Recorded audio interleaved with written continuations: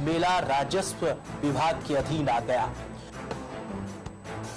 पशुओं की बिक्री से 80 लाख रुपए का राजस्व प्राप्त हुआ था। ये सभी इतिहास मेला गेट के आगे बने स्तूप पर दर्ज है।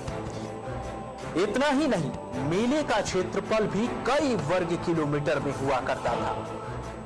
ये जगह आज भी हाथी पट्टी, मवेशी पट्टी आदि के नाम से जाने जाते हैं। तरह तरह के पशु पक्षियों के व्यापारी यहाँ पर आते थे। मेले में आए व्यापारियों में अपने प्रतिष्ठानों को सजाने की होड़ होती थी। ऐसा इसलिए क्योंकि उन्हें पता था कि सर्वाधिक अच्छे स्टॉल को खगड़ा नवाब खुद अपने हाथों हाथ सम्मानित किया करते थे। ज्यादातर स्वयं नवाब साहब शाम के बाद मेले का मुआयना करने निकलते थे। इस मेला पर दो प्रभाव पड़ा। एक तो मुल्क का बंटवारा, जब बंटवारा हो गया और पाकिस्तान बन गया, एक वो हुआ।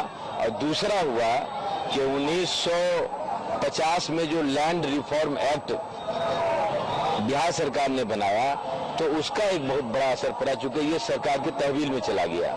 ये दो कारणों से मेला डे टू डे, दिन ब दिन नीचे आता चला गया और आज जो हालत में है वो आपके सामने है। मेले का नाम खगड़ा क्यों पड़ा, इसकी कोई ठोस जानकारी लोगों के पास तो नहीं, पर बुजुर्ग बताते हैं कि यहाँ खिरका का मैदान हुआ करता था, जिस कारण इस क्षेत्र का नाम खगड़ा पड़ा।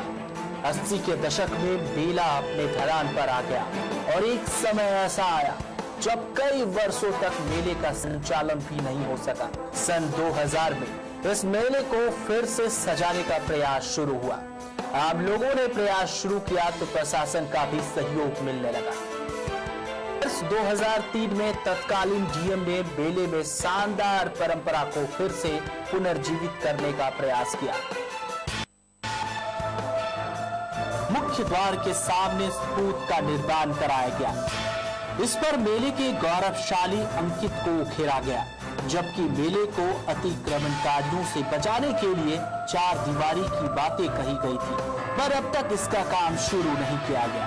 लेकिन परिसर में कई तरह के सरकारी भवन बन चुके हैं एवं लगातार बनते जा रहे हैं। मेला का क्षेत्रफल सिकुड़कर 10% से भी कम हो चुका है। किशनगंज का धरोहर खगड़ा मेला, इसको जिंदा रहना चाहिए और उसके लिए हम लोग अपने तौर पर भरसक प्रयास करते हैं, बोल करके, निवेदन करके कि इस मेला के अस्तित्व को बचाने का काम किया जाए। जो एक धरोहर है जिससे किशनगंज का नाम जुड़ा हुआ है, ये नाम बाकी रहे, इसके लिए हम लोग प्रयासरत हैं। आजादी के बाद मेले अपने पूरे शबाब पर था, क्योंकि समुचित सीमांचल के लोग इस मेले में आकर खरीदारी किया करते थे। दुकानदार बताते हैं कि खगड़ा मेला का नाम सुनकर कुछ दुकानदार पहली बार दुकान लगाने तो पहुंचे, लेकिन नाउम्मीदी हाथ लगी। वहीं कुछ दुकानदार इस बार के मेले को बेहतर मान रहे हैं। मेला को सबसे ज्यादा नुकसान अतिक्रमण के कारण हुआ, जिसमें भू माफिया या आम लोग ही नहीं बल्कि जिला प्रशासन की भूमिका भी अहम है। सरकारी जमीन नहीं होने के कारण मेले की जमीन पर ही सरकारी भवनों का निर्माण पूर्व से लेकर अब तक कराया ही जा रहा है, जिसके कारण मेला दिन प्रतिदिन सिमट कर सिकुड़ता जा रहा है। नवाब साहब के वंशज बताते हैं कि जब तक मेला हमारे हाथ में था, तब तक हमने इस मेले की रौनक को पूर्व की तरह बनाए रखा और अब प्रशासन के जिम्मे है, जो सिर्फ सरकारी खजाने में राजस्व की चिंता तो करते हैं, पर इन्हें मेले की चिंता नहीं है। होने के एक तो इसमें तो सरकार ने कोई ध्यान नहीं दिया। और जैसे हमारे ज़माने में जैसे सर्कस हुआ, सिनेमा हुआ, लफिंगी थिएटर जो आते थे, इससे कोई रेंट वसूल नहीं आता था।